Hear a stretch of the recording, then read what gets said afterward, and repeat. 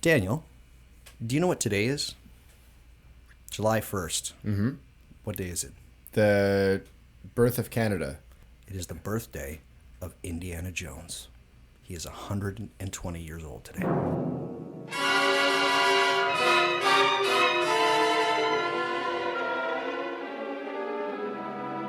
Pre-show quid pro quo. Daniel, you get one question. When was the first moment that you realized that your parents were just like real regular people? Oh, that is a good question, actually. I think it would be the moment that I realized that Santa Claus was fake. Yeah. How so? And it happened because to me they always seemed because that was the first big lie. Our parents lie to us all the time, but the first big lie kind of made me so cynical as far as like their capacities as people that I saw them as nothing but human. Before then they were gods. Now they were just nothing but human beings, and it really bothered me. Yeah. How did you find out that Santa Claus wasn't real? I found toys in their closet, and I was like, oh, this is interesting. Why is all this stuff? This is stuff that I want. This is stuff that I like. And then 9 months later, it appears in my stocking, and I was so crushed. That was the worst Christmas I've ever had. I was so angry at them. No. So you like found them out. They didn't like come clean to you. No. Did you confront them? I did that Christmas, yeah. Yeah? I totally did, and my mother was so apologetic, and bless her. But yeah, I was not happy whatsoever. But it's the first big lie. They had small lies up until this point. The first big lie was the one that just really like you're just human. You're not this important thing in my mind. You're just regular people.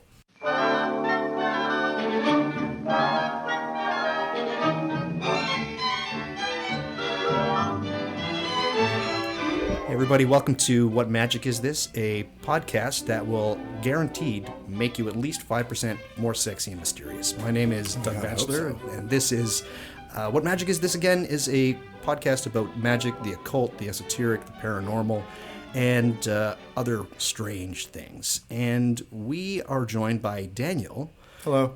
And Daniel has picked a very interesting topic. He has chosen Carl Jung. Now, this is going to be a kind of subset of this podcast. It's called the Fool's Gallery, where we're going to be looking at individuals that have kind of added their own little je ne sais quoi to the world of magic and the weird. What does that mean? I don't speak French. A little something special. Gotcha. Continue. Yeah, Okay. a little something special. So this is extremely great. It's almost like my guests are picking the topics that I would pick for the beginning of this podcast.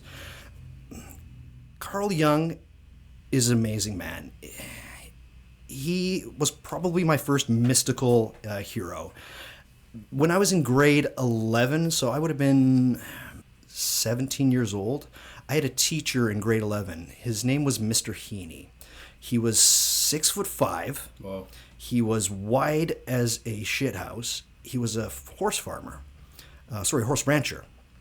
And he was this. He's been shot before. He just did not look like a teacher that would teach literature or history, but he did. He absolutely loved it. And one book that he got us to read. Can we go back to your teacher getting shot before? Yeah, he got shot. There was a discrepancy with another rancher that he had. He was shot in the arm.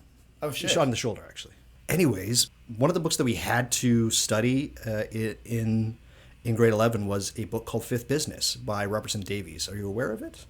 No, I know the name of the author, but I don't know the book. So it's a wonderful book, and it's a series of books called the Deptford Trilogy, and it's just one of the greatest books that I've ever read, and I just fell in love with it. Specifically, the second book in the series called The Manticore. It deals with Jungian analysis. So, and I would go up to Mr. Heaney after and say, "Who is this young guy? Who's this Carl Jung?" And he would just regale me with all of these stories about this stuff. Although he was a cattle rancher, he had a huge mystical side, which I think he has to this day. Once I was introduced to Carl Jung, it was everything. I was a weird child, so everything through Carl everything came through Carl. I was able to, these strange experiences, the way that I feel, the way I view the world. Carl Jung and my study of him at an early age kind of solidified everything. So It was really great to finally be introduced to him. Jung in my life has always been there more than any other figure, and I always come back to Carl Jung. So thank you for choosing him, Daniel. You're welcome. I was wondering about how I was going to do this show about Carl Jung, and so I thought to take a page from his autobiography, which is called Memories, Dreams, Reflections. It's a strange autobiography because he doesn't talk about very much of his personal life at all. His wife, who he lived most of his life with, is mentioned once, and that's when she dies. But it's a fantastic book. It's something that everybody should read who's interested in this kind of thing, but specifically anybody who likes Carl Jung. Carl, because he didn't feel that he needed to talk very much about his life, he said that the surface phenomena of life he saw as an ephemeral apparition. Like the plants that last a season, under the earth was the roots, the rhizomes, which lasted all year. The waking minutiae of the day was merely flowers that wither. He liked the only events in my life worth telling are those when the impenetrable world interrupts this transitory one. If you're looking for dates and a timeline in this podcast, this isn't really going to be the one to go for. There's other people that have done a way better job of that. Go and find those. Carl Jung, from a very early age, always considered himself two people. Number one was his outward self. He was erratic, sometimes petty and childish, scientific, but ambitious. And then he had his other personality, which he called number two. And he also referred to it as the other. It was always searching for meaning, and it knew that there was something else to life. So this is mostly who we're going to be talking about in this episode. Sorry for people who really want to get into the details of Carl Jung's life. I also don't want to get too much into his psychological work. It will come up at times, but I'm also not going to mention Sigmund Freud too much. Enough has been said about him and his relationship with Carl Jung. It's the yin and yang. They go together, and for me, it's not the most important aspect of Carl's life. So let's talk about Jung. He was an interesting. Is that a nickname for him? That was when he was younger. Like MC name? Yeah, Jung. Could be. Very much could be. Lil Young. Lil Young. So Jung, he was an interesting child. He was definitely different.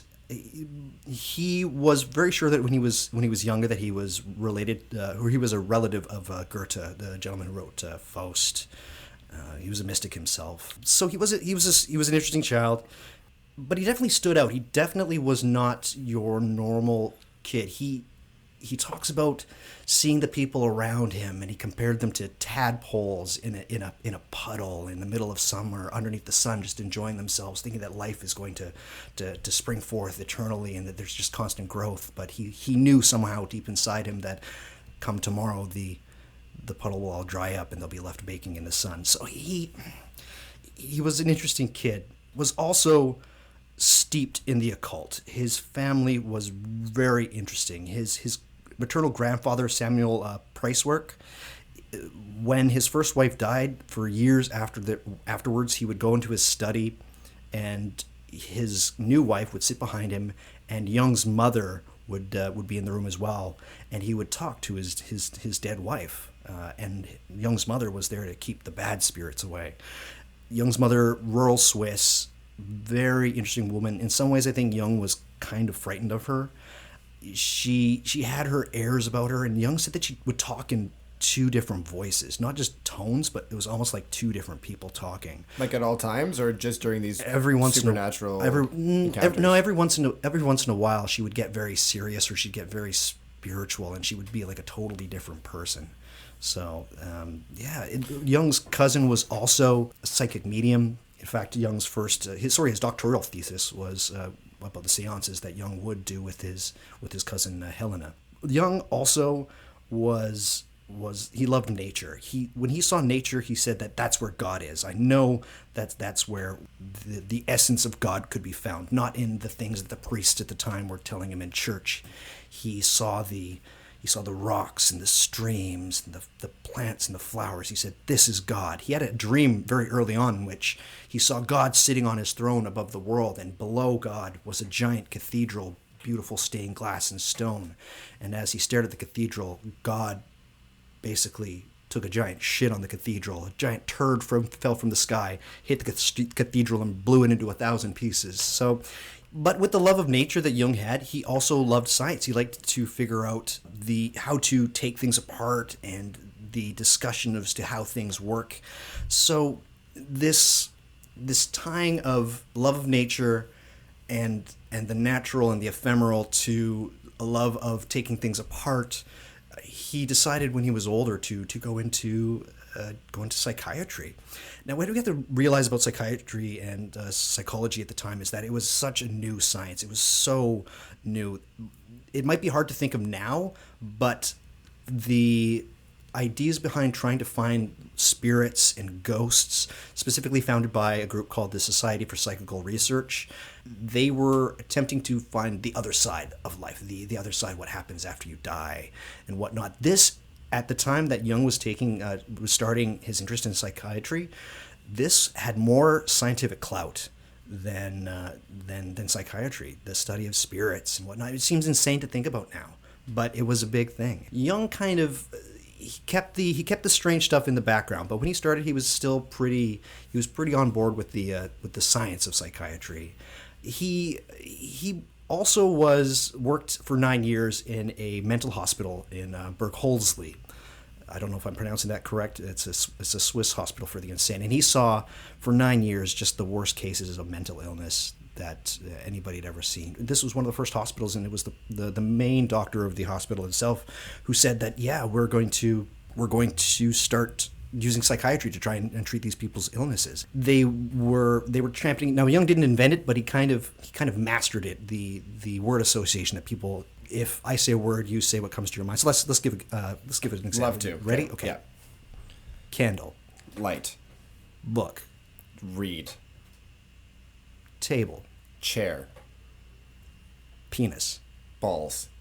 Okay, pretty good. What is your assessment of my psychological state? I would say at this point you are suffering from a latent form of megalomania. I'm not familiar with that term. You think that you're the best person on earth. Oh, that's definitely true. While he was at this hospital, the person that was Jung's superior in the hospital is he was the one that coined the term schizophrenia. Oh, interesting. Yeah, he was the one that really nailed it down. So Jung was in an important place. He was working for important people, and he was doing his own work. But while he was doing this, people always forget this. Jung, throughout his entire life, considered himself a mental health professional. He was a doctor. But there was this other thing that he saw while he was at this hospital. He was talking to a patient, and the patient would tell him about how he saw up in the sky a giant sun, and out of the center of the sun was a giant penis, and that this produced the wind. And Jung just kind of parked it away into the back of his mind. But later on, while he was reading about mythology, it's basically a form of pre-Christianity called Mithraism, the god Mithras. It's kind of like it's pre-Christian, almost pre-men's clubs and the Masons, but that while he was studying their mythology, there was the image there of the wind being produced by a sun with a tube hanging out of it. So he was like, what is going on here? Did this insane person know about this beforehand? Where did this idea come from? So things at this hospital started to click with him. I'm not going to get into too much about Freud and Jung together. They hit it off very well, but the breakup is just everything that we concentrate on. They disagreed on many things, and I don't know if the disagreements started immediately, but as time progressed, the two of them, it definitely became more and more apparent. Jung felt that the sexual theory, which was the hinge point of Freudian analysis, was just as occult or unproven a hypothesis as many other speculative views of psychiatry. Jung and Freud thought that Jung needed to step back from what he called the dark waters of the occult. Jung tried to keep surging forward. He felt that this was something important. So while Jung tried to stay kind of on the scientific side of psychiatry, he was still buying into the the spiritual and supernatural aspect that was kind of dominant in the field at that time? Yeah, it was definitely almost it was definitely at its peak at this period of time. Again, but that's why Freud kind of wanted to keep reining Jung in. It's like, we need, no, this is something totally new. This is, you have to stick with us because we're creating a new science, a new way of understanding the world. Stick with me. We're going to make a thing out of this. And Jung said, I don't really know if I can, because I see other things. I feel that the sexual theory isn't the only answer, whereas Freud thought that it definitely was. There was an interesting moment that the two of them shared together. They were sitting in Jung's study, and Jung and Freud were having an interesting conversation. I don't know what about, but Jung felt his chest like expand. It felt like there was like a hot boiler plate, like a boiler engine in his chest, and this huge bang came from the bookshelf, and it startled both of them. And Jung basically pointed at Freud and said, like, look, that's an example of a catalytic exteriorization phenomenon or some such mumbo jumbo. And Freud said, that's total bosh. It's absolutely not true, sir. And Jung said, no, it is, and it will happen again. Look, and he points to the bookcase, and the bookcase exploded again. It made a second report. Jung. Did things just come off the bookshelf? Was there any kind of physical phenomenon? He said it felt like the bookcase was about to fall on them. Like, it just, nothing came off of it. So, but Freud gets freaked out. According to Jung, after this point, Freud just never trusted Jung again, and the relationship goes quite sour. And that's the catalyst. That was the moment, according to Jung, that the complete split happened. Interesting. And Jung is important because he felt that Freud's view of humanity, especially the human mind, was very cynical. The most important thing in your life happened up until the age of 7, according to Freud. Like, Freud says, up until 7, the crazy, strange sexual things that occur before then that you have no control over, that's your life, you're fucked. You're going to have to deal with that. Jung did not see things this way. He said, well, what happens after you turn 40? What happens once you've got your life set up? And this is one of the major reasons why I love Carl Jung, because it kind of gives us a little bit of hope. Once we've got the things that we think that we want, what happens to the rest of our life? Most of his patients, the people that he was seeing, they didn't suffer from neuroses. They didn't suffer from psychosis. He said that the large majority of them were well-adjusted, fine people that just said that their life is meaningless. That's something I think a lot of us today can relate to. So he wasn't dealing with crazy people all the time. He was dealing with normal people that just felt that they did not have a place in the world or a reason for existing. And Jung thought differently than Freud. He felt that the unconscious was not some dark, dank place full of ugly things, but a real, living, creative place. A wise partner that usually knows more than we do. That's how he viewed the unconscious. Freud thought it was a thing that was constantly bubbling up to the surface, and we could barely hold ourselves back from the terrible things the unconscious could do. I'll go a little bit into. I'm just basically going to mention a couple of terms that kind of that Jung was to this day he kind of created, or he made more known, things like introvert and extrovert. Right. When I was doing my very limited research on this, I learned that I saw that he kind of coined those phrases and came up with that, right? Yep. Yeah. The term the shadow. Everybody's got a shadow. Right. Tell me more about that. The shadow is basically the dark aspect of who we are. Both are, there's the ego and the shadow. The ego is what we present to the world. I'm probably butchering this. The shadow is the darkest things, the things that we kind of keep hidden, the things that we know about ourselves, but we try not to let people see. But what's important to understand about the shadow is that it's, to Jung, they have to exist at the same time. The shadow is a byproduct of the light, and we have to be careful about our shadows, because sometimes it becomes the more preeminent part of our life. And other things, the psychological types that everybody kind of knows, that there's feeling, intuitive, sensation, and thinking. Which would you say? I don't know. I think it's hard to kind of categorize yourself as just one of those things. I think it depends on the day, right? I think I'm primarily a thinking person, but I don't know. I would say I'm a cocktail of thinking, feeling, and intuition. Okay. Yeah.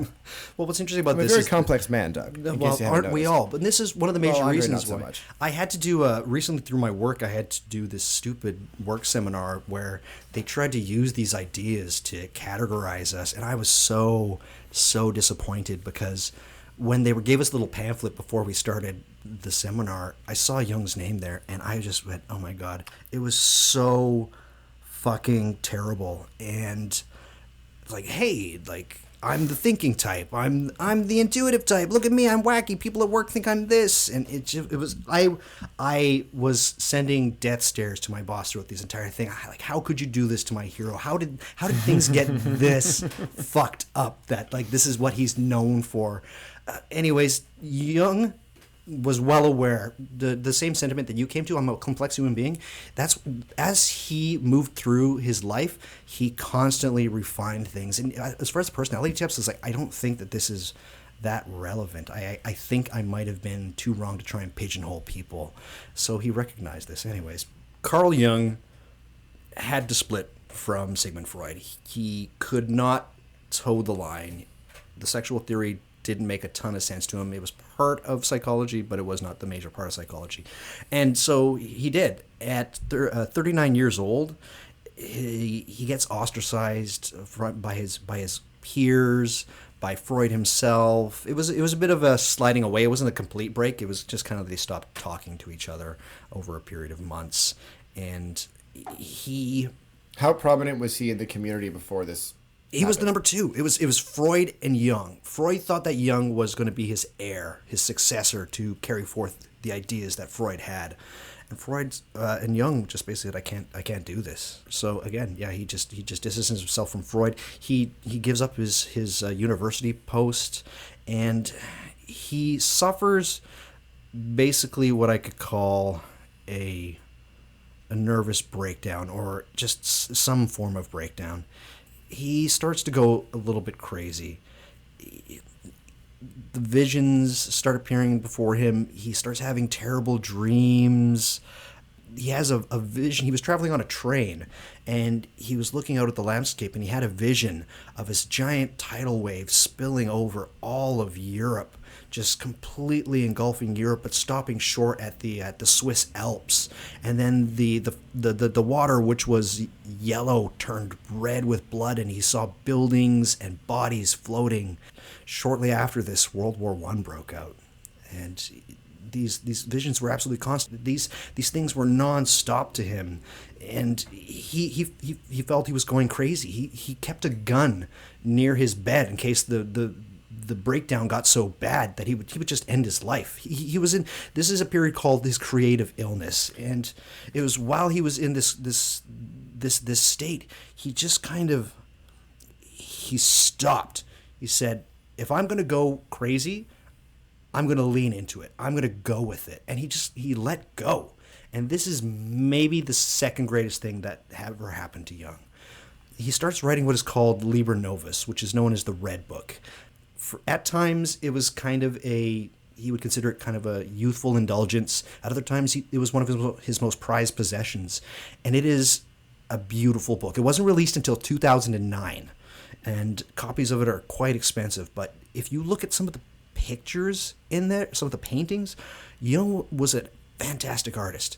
And the things that he wrote in the Red Book are unbelievably amazing, some of them. And some of it's just plain weird. But it's a document of this period, his creative illness, where he's actually going crazy. What he's doing in this period of time is venturing into what's called the mythopoeic imagination. This is somewhat taboo these days, but it's basically going all the way in to double down on your use of imagination and basically talking with your psyche, talking to the things in your head, and he does. Other examples of mythopoeic people would be William Blake or even J.R.R. Tolkien, the creation of the Lord of the Rings. Fantastic stuff comes when you start to play with this mythopoeic imagination. So in his head, he starts talking with a couple of biblical figures. One is called Elijah. The prophet Elijah is in there. Salome is in there. But the most important person in his head that he talks to is a old man with horns and wings of a kingfisher. He's got a beard, and his name is Philemon. And if you look at pictures of Philemon in Liber Novus or the Red Book, it's weird because he kind of looks a lot like Freud. Anyways, he would have walks in the garden of his house in Kusnacht, out on the shores of Lake Zurich. It was like he was walking with a friend beside him. But Philemon gave him the most crucial insight of his entire life, and I'm going to read it from Memories, Dreams, and Reflections, and it's absolutely fantastic. Philemon and other figures of my fantasies brought home to me the crucial insight that there are things in the psyche which I do not produce, but which produce themselves and have their own life. If you can distill Jung down to one sentence, that would be it. He continues, Philemon represented a force which was not myself. In my fantasies, I held conversations with him, and he said that things which I had not consciously thought, for I observed clearly that it was he who spoke, not I. He said I treated thoughts as if if I generated them myself. In his view, thoughts were like animals in the forest, or people in a room, or birds in the air, and added, if you should see people in a room, you would not think that you had made those people, or that you were responsible for them. It was he who taught me the psychic objectivity, the reality of the psyche. Through him, the distinction was clarified between myself and the object of my thought. He confronted me in an objective manner, and I understood that there is something in me which can say things that I do not know and do not intend, things which may even be directed against me. Psychologically, Philemon represented superior insight. He was a mysterious figure to me. At times he seemed to me quite real, as if he were a living personality. I went walking up and down the garden with him, and to me, he was what the Indians call a guru. So, Whoa. It was this creative illness time that basically locked down what Jung called the collective unconscious, which is another thing that everybody knows about Carl Jung. Yeah.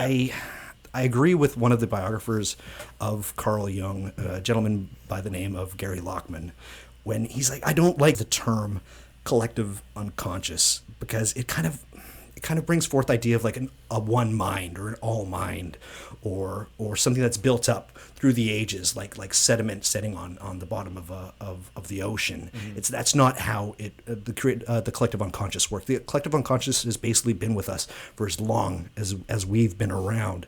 They're always there. And while he was in this creative illness, Jung did not think that he was exploring his psyche. That was part of it, but it wasn't all of it. That what he was exploring was, in fact, everybody's psyche, the human psyche, through the objective psyche. And this is where the major insight for Jung occurred. If you can, basically in your mind, draw a circle, then draw a line through the middle of the circle going horizontally. Yep. And on the top half of the circle, draw another line. So you've got a quarter, and a half. This is how Jung saw the human psyche. He said on the very top is just consciousness. That's your waking world. That's the things, the thoughts that you think. The top half that has the two quarters. The top quarter. Underneath that is the personal unconsciousness. And this is kind of where Freud stops. It's just the consciousness and then the personal unconsciousness. Mm-hmm. And the personal unconsciousness are like the darker things that happen to you, the things that you're still not aware of, the things that come bubbling up.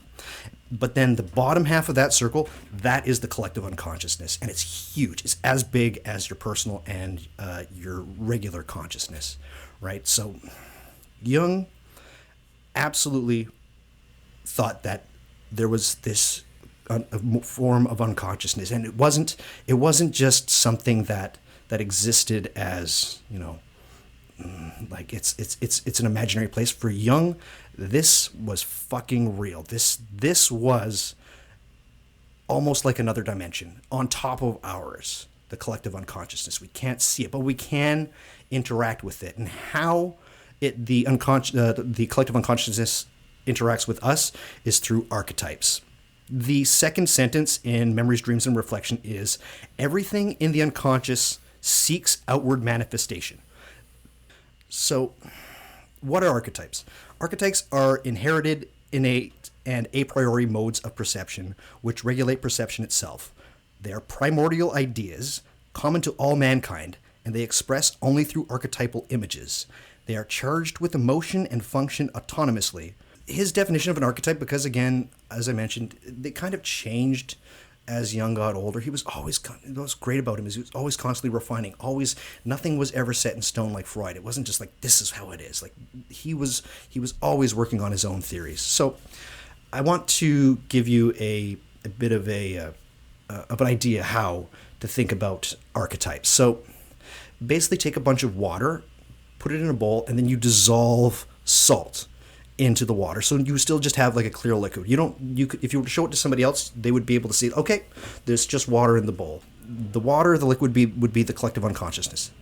But you leave that out, and as it begins to evaporate, or as the salt starts to crystallize, the crystallization, those are the archetypes. Those are the things we see. And more specifically, that's the archetypal image. So if I was to say, what comes first to your mind in an image form, even personified? If I was to say wisdom, what do you see? Gandalf.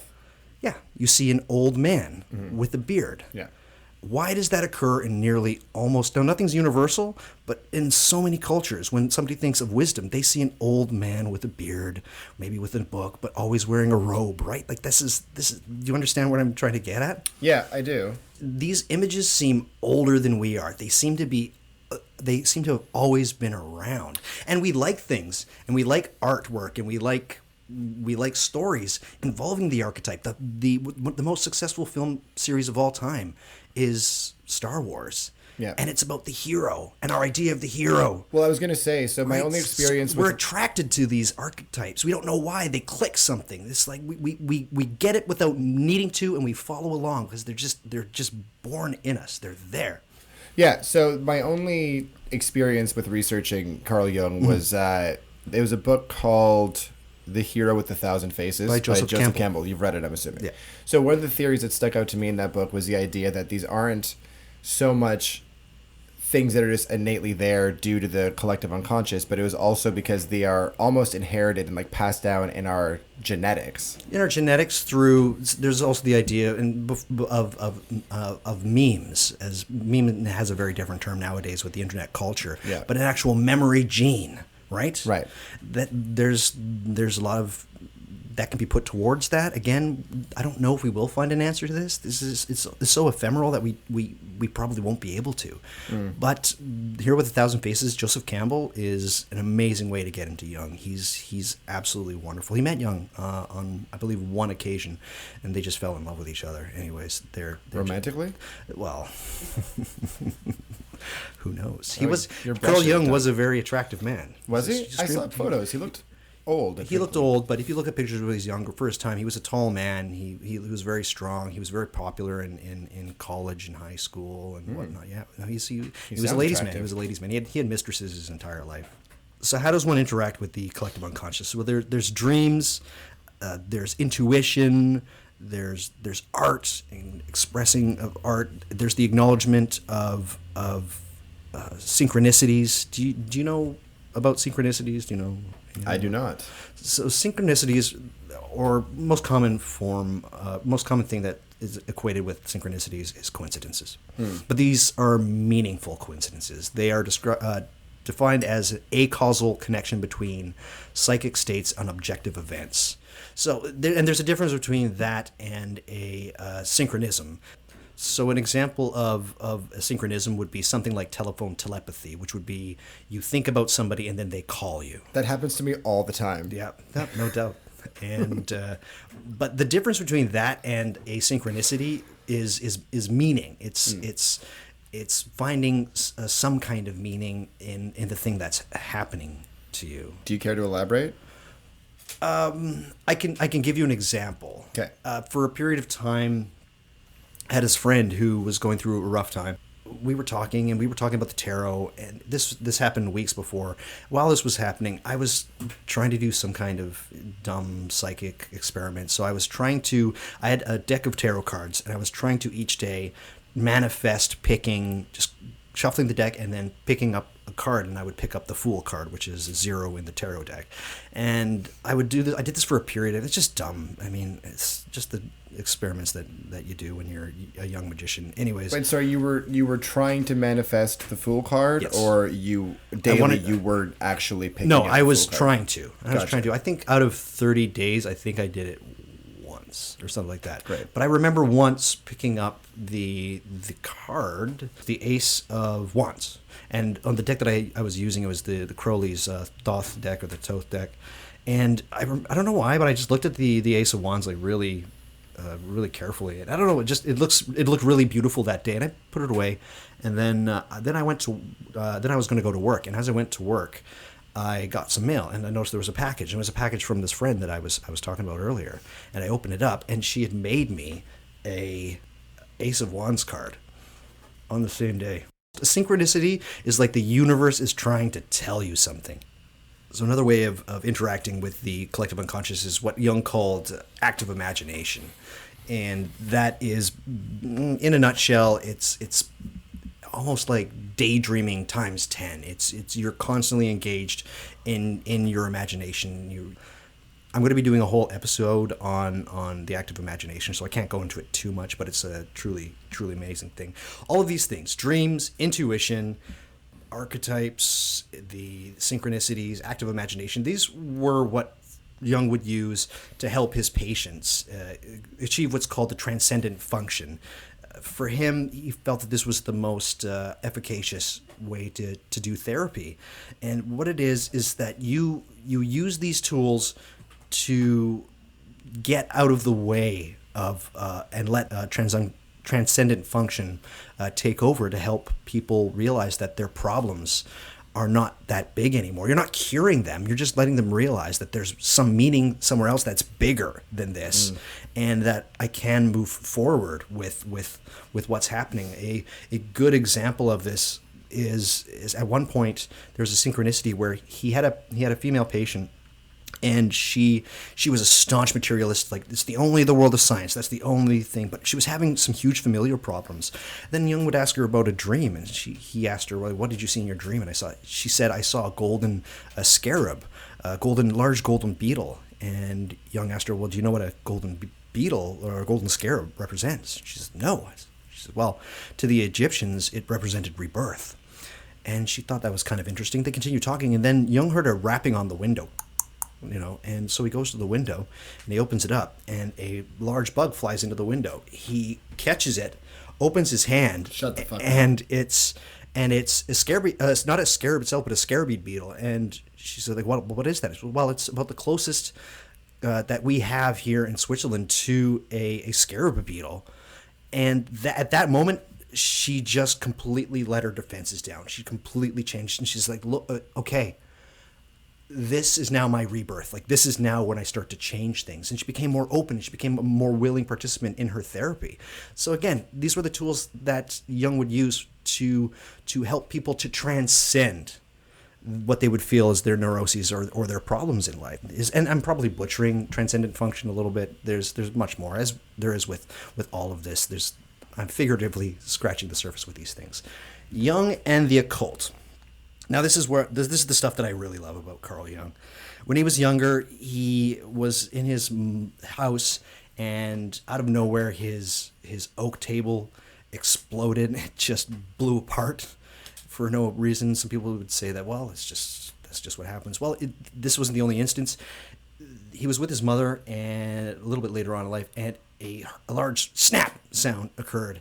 And he went into a cupboard and opened it up, and a knife had just broken in half. He took the knife to a knife smith or a blacksmith in the town. He said there was no faults in it. It's just what happened. This was another moment where his mother took on a strange voice after she heard the snapping of the knife. What kind of strange voice? Do you mean like the voice of a different person, or just tonally different, like it's like a change in octave? The way that Jung describes it is that she was almost like a different person. It was her voice, but deeper and more serious, and Different it was like cadence just like a different human being almost coming through his mother. Interesting. He loved this knife. This knife stayed with him until the end of his life. During his creative illness, strange, crazy things happened at his house. There was poltergeist phenomenon that was occurring. The sheets were ripped off of his kid's bed at one point. His kid saw ghosts. At one point, while he was there in Kusnacht, there was a large banging on the door, and the way that Jung describes it is he goes to the door and he opens it up, and he says he felt a crowd of spirits come into his house and just go all around his house, and the family was surrounded by them, and they spoke to him and said, "We have come from Jerusalem, where we have found not what we sought." And he immediately went to his study and picked up a pen. And when he did so, he started writing. And as he did this, the spirits just like disappeared. And it was that writing that he did. It was called the Seven Sermons to the Dead, or the Septum Sermones. And this is what I'm trying to talk. This is kind of more stream of consciousness thing that he wrote. It's almost reads like he's channeling something. Other instances, he was walking down the street one day, and he had images of a man drowning. It was just, and he couldn't get the image out of his mind. And he found out that his grandson was in a boating accident. His boat capsized, and his grandson nearly drowned.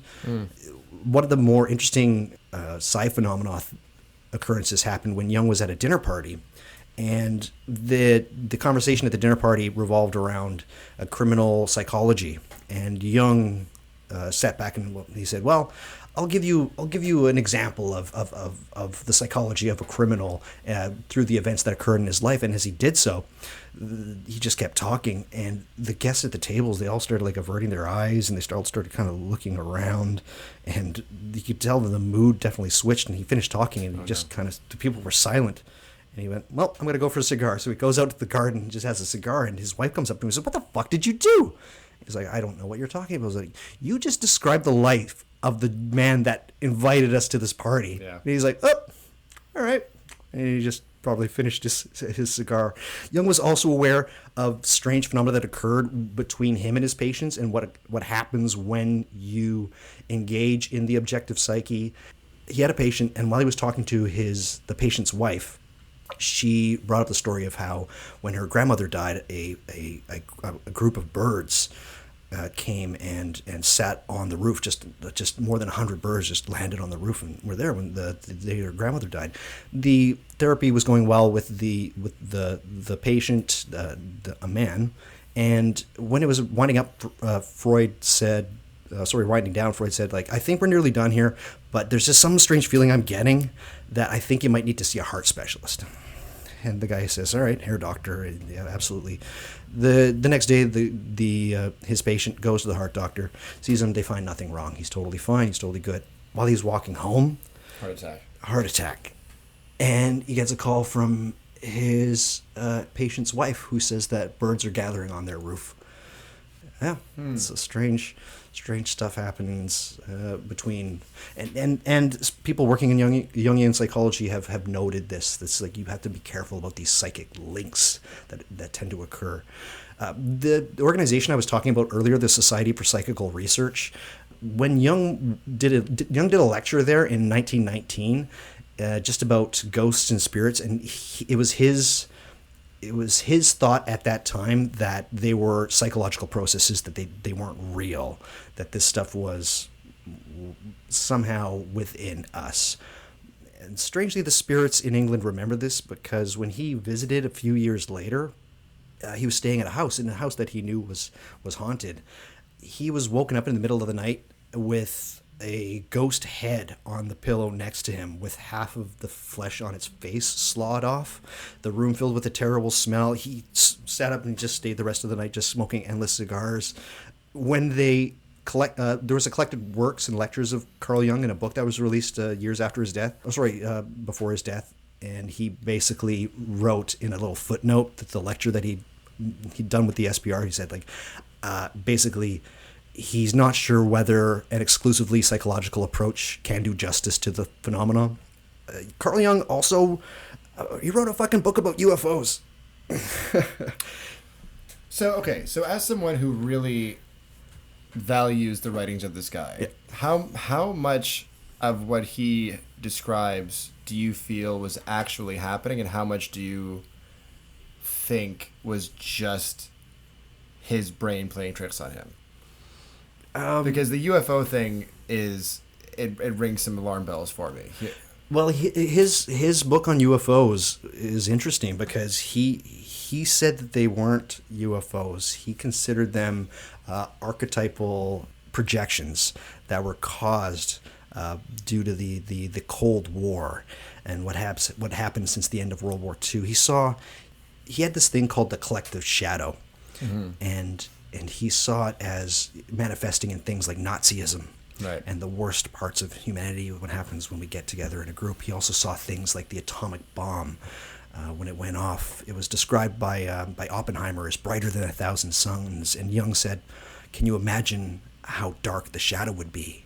So they were living in a time when after the nuclear bomb and the proliferation thereof during the Cold War, where death was the destruction of the world and death was very close and very important. And he said that the UFOs were these archetypal projections. He thought that the Western world was having a nervous breakdown, basically. And that was his contention on UFOs. This was very early on in the phenomenon as well. So he was arguing that the UFOs weren't actually real, that they were just things that he thought North that America was collectively experiencing. The Western world, Europe, things between Russia and America and the terrible gamemanship was driving people insane. Interesting. Yeah. In 1944, Jung was 69 years old. He fell and broke his foot, and he had a heart attack. It's a bad day for Jung. It's a bad day for Jung. So close to death, he was drugged, and he had what could basically be called an out-of-body experience. Jung, this might be the most important thing that ever happened. The creative illness, as I mentioned, was maybe the second most important thing that happened. This was the most important thing that happened to Jung. He was having this out-of-body experience. He felt that he was floating above the world, and then he looked into space and he saw a large black monolithic rock like a meteorite. And he went in, and there were stairs, and at the top of the stairs he saw like the archetype of an old sage. He said he described it as a Hindu, and he felt that I'm here. I'm finally here. I'm where I'm going to get all the answers. I'm where I'm going to get.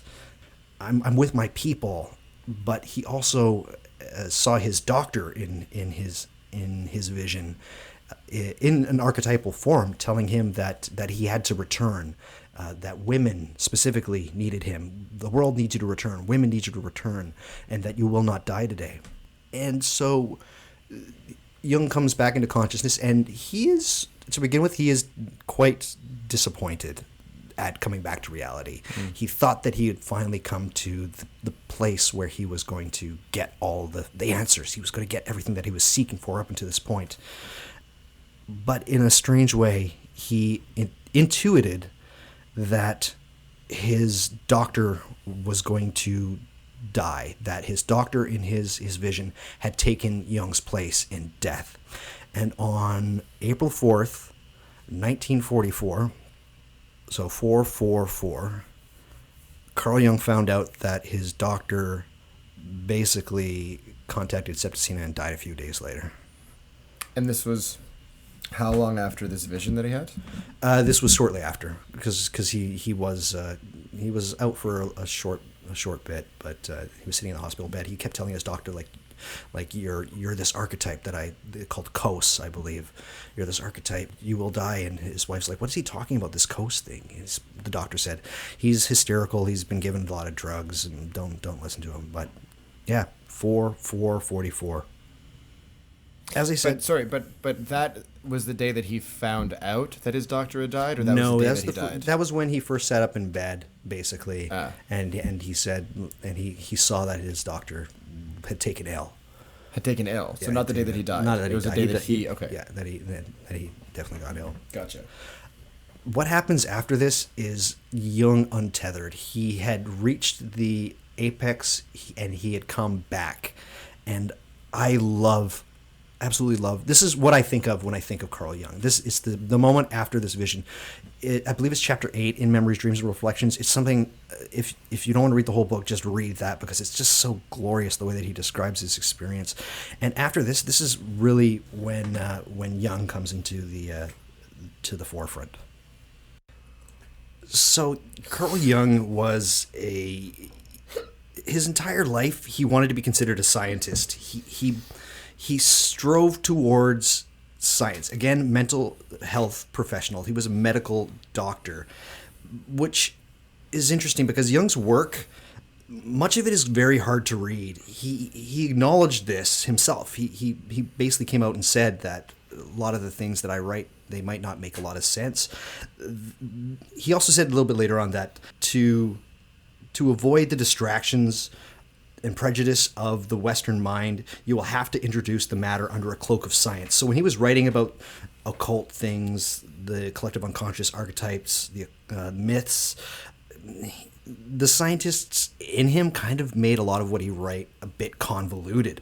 But after his vision and after 444, that starts to fall away. He starts to go full mystic, and this is when the greatest things that he's written after this period begin to come out into the world. He becomes interested in astrology. He becomes interested in alchemy. He writes something about the age of fishes, which when I was younger, it just absolutely blew my mind. After this, the vision that he had, Jung starts to get it right. So his number one personality and his number two personality become like united. Like this is the ego in the shadow. No, this is the scientist and the mystic. The Gotcha. mystic, right. So he's always revising what he's talking about. He's always working. He's looking for the uncanny in as many things as he can. This is peak period Carl Jung.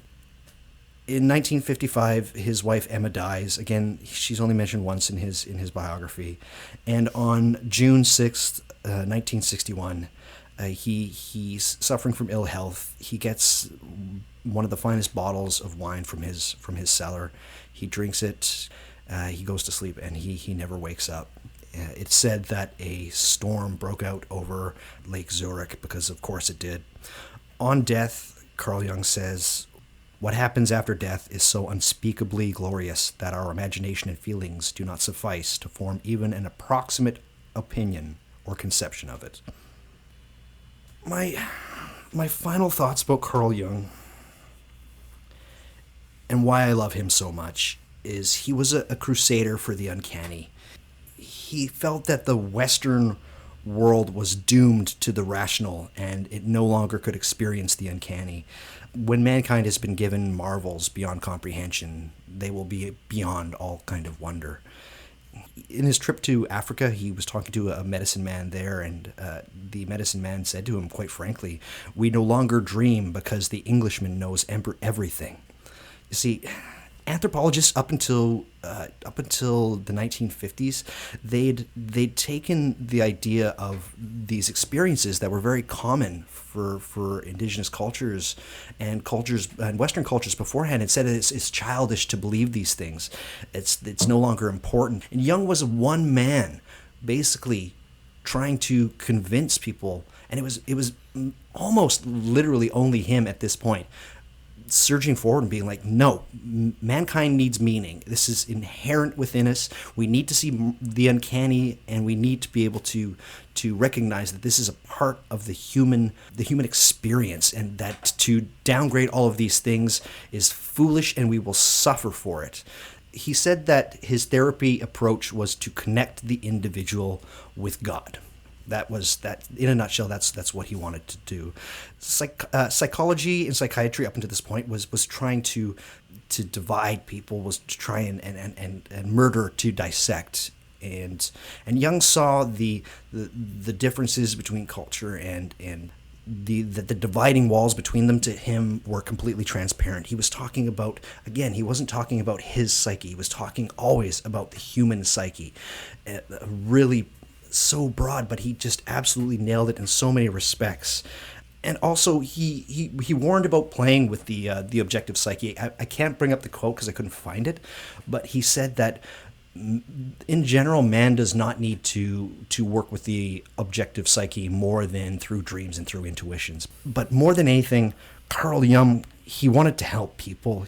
I was reminded by a friend recently that when I was talking about his creative illness, and it seemed like a period of years, Carl Jung wasn't living a hermit's life. He was able to live for periods of time because his wife was extremely wealthy, but he was always constantly having patients. He was always working with them. He felt it was his duty to be put on earth to help people. He was a doctor. Then we can't forget about, there's Jung the mystic, but there's also Jung the doctor. We do him a disservice to think that he was just some guy sitting in a room writing these things and just coming off this stuff at the top of his head. No, he was actively trying to help not just individual people, but humanity in general. And he certainly does help. He helped me to realize many things in my life. And his own reckoning came when he said that it took me a long time to admit to something in myself that was not myself. So where does one go from here? For people that have been doing magic for a long period of time, I've been doing it for about 15 years, basically since I was 20. Magicians are asked, what's the first steps of becoming a magician, and everybody always goes like, it's meditation. You have to learn how to meditate, or you have to study the Kabbalah or something like that. What is that? I really don't know. It's important. I think meditation is an important thing, but I say before you even do any kind of exercises, you gotta get to terms with Carl Jung. He's so crystallized and solidified a theory of the mystic in such a way that is still so current and prevalent and important for today, that if you do not have a relationship with Carl Jung, I feel I don't know if you're able to, even if it's a negative opinion, even if you don't agree with what he has to say, you have to admire the way that he did it. He was on a quest, and he, up until the very end, he just never stopped questing. So where to start? You have to read Memories, Dreams, Reflections. I have bought the book probably 6 times. Every time I give somebody a copy of it to borrow, they never give it back. It's that good of a book. Everybody can probably get some kind of insight from that book in some way. Can I borrow the copy you have here? No. Okay. That seems kind of unfair. Another great place to start would be Joseph Campbell's Portable Jung. It's a great collection of some of the things that Jung wrote, including Answer to Job. Joseph Campbell is kind of almost, he was the heir apparent to Carl Jung. Always great stuff. There's actually a book called Introducing Jung by Maggie Hyde, publishing company called Icon Books. It mixes words with pictures. It's kind of like a comic book, but it is a great way of getting distillation of Jung's ideas, and from each page you could probably research more if it interests you. It's a fantastic book. The last essay that Jung wrote was in a book called Man and His Symbols. It's a fantastic book. For a lot of people, this was their introduction to Carl Jung. From there, you have a lot of other authors that have essays in that book by Marie-Louise von Franz, who's a far better writer than Carl Jung. You'll find Jung's ideas better articulated than Jung himself through the works of Marie-Louise von Franz. There's Jolande Jacobi, there's Anelia Jaffe. These are great writers if you're interested in Carl Jung as well. I might accrue some ire here, especially in this day and age, by saying that probably the most significant person talking about Carl Jung right now, he's the good old Alberta boy like myself, Jordan Peterson. Yeah. If you can separate out his politics and his public persona, the things that Jordan Peterson says about Carl Jung is fucking fantastic. He's really great. There's a podcast called Speaking of Jung by Laura London. It's really great that she talks to Jungian psychologists and people involved with Carl Jung. I believe it's a weekly podcast, if not every 2 weeks. Another great place to look. And yeah. Okay, so I have a question for you. Yeah. When it comes to contemporary psychology, Yeah.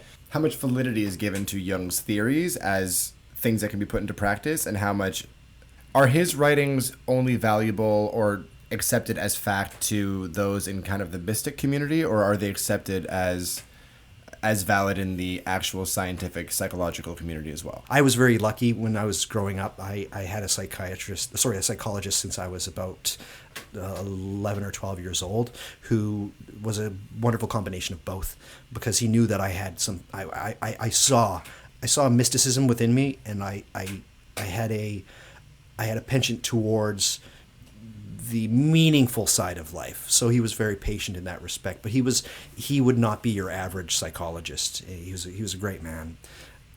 Freud tends to stay in Freud circles, which is unfortunate because a lot of Jungian psychologists, they fight with each other. It's strangely enough, I don't know why. Like Jungian psychologists fight with other... Yeah. Interesting. But with a figure as big as Carl Jung, that can be expected. It's how did he say that word? And again, I think a lot of them forget that he kept evolving, right? So there's a bit of that. But as far as how he's taken in psychology, the stuff that he had with Introvert and Extrovert, that still plays a role in today's psychiatry. But to this day, both Freud and Jung, the field has moved so far beyond them that they're just kind of like background figures, Unless you're going to a pure Jungian psychiatrist, you're not going to find a lot of Jung in how we deal with things these days, unfortunately, because I think it's very important. I truly think that in 150 years, Jung will be more prevalent than Freud. Freud will be Freud will be accepted for what he did for scientific interpretation of dreams. Is an amazing book. He was such a shock to the system at his time, but I think as time goes by, Jung will come out on top. What is your most current theory on what is powering the collective unconscious, or where it's coming from? Because clearly it is something that we all experience. We all have these similar ideas, these archetypes. Well, there's different ways of looking at it. I go back and forth. There's panpsychism, which is basically if you keep...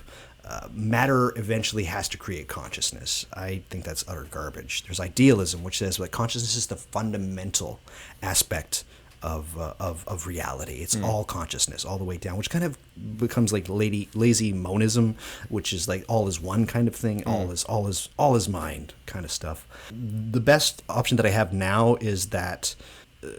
Is an animist model, that the universe is itself some kind of living organism, and consciousness is in both humans and in inanimate things. That was my next question. Yeah, and the spirits somehow play a part in it. I'd love to talk more about your belief in spirits and ghosts in particular, because I find that so interesting. Yeah. Most people do, I find. So Carl Jung, that's Carl Jung, and bless him. Go seek him out. I guarantee you won't be disappointed, and I guarantee you'll at least get something that really resonates with you. So that's our show for today, everybody. Please go to whatmagicisthis.com. You'll find links to my Twitter. I just got an Instagram account, my Facebook account. You'll find my RSS feed there. You'll find links to Stitcher, iTunes, YouTube, Google Play, TuneIn, Spotify, all of your favorite places to get podcasts. They're there. And you'll also get show notes. I'll put in a ton of show notes for this one because again, I hope my love of Carl Jung is palpable, and I'll try to do him as much justice as to guidance as to where to go from here. And Daniel, thank you so much for being a wonderful guest. Thank you for having me. No problem. And this is the post-show quid pro quo. Are you ready? Oh, no, I'm so nervous. Okay, hit me. Yeah. Yeah, I'm freaking out. Don't worry, it's not so bad. And I hope it's something deeply personal. It might be. Can you think of a meaningful, or can you just think of a synchronicity that occurred in your life? Something that seemed so uncanny that it made you stop and go, perhaps there's something more. No, I've never really had, nothing that comes to mind. I mean, I've had a lot of situations where, like the phone thing you talked about before, where I'll be thinking about somebody who I haven't spoken to in literally years, and later that day I'll get a phone call from them or something like that. That's happened to me more times than I can count. Right. But that's always stood out to me as like the one thing that happens to me. Do you think that that's because you're constantly thinking about these people, or do you think that this is because there's more telephones around now, and you're likely to get a text from somebody from 408s, and you think how do you because is it seemingly uncanny to you when it happens? It is, because these are people that, I mean, there's one person in particular. It's a very long time friend of mine. Her name was Anosha. We were very good friends in high school, and then she moved away to California, I think. I hope you're listening, Inosha. And she's someone who I rarely think about.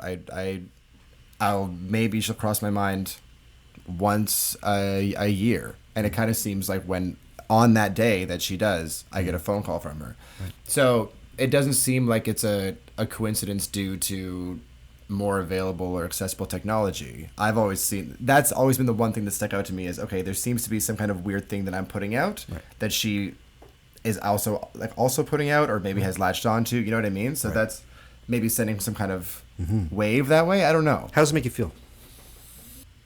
That's a very good question. I'd say that's probably one of the few phenomenon that actually make me curious about what lies beyond the observable world. Right.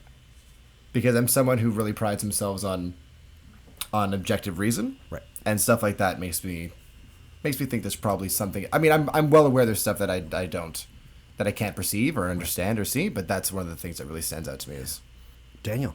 Yes. Thank you so much. Thank you, man. This has been a lot of fun. No doubt. Well, I'll definitely have you on again. I would love to. I want to talk about you as a magician. Oh, okay. Yeah. Thanks, Daniel, and we'll talk to everybody later. Love you all. Bye-bye.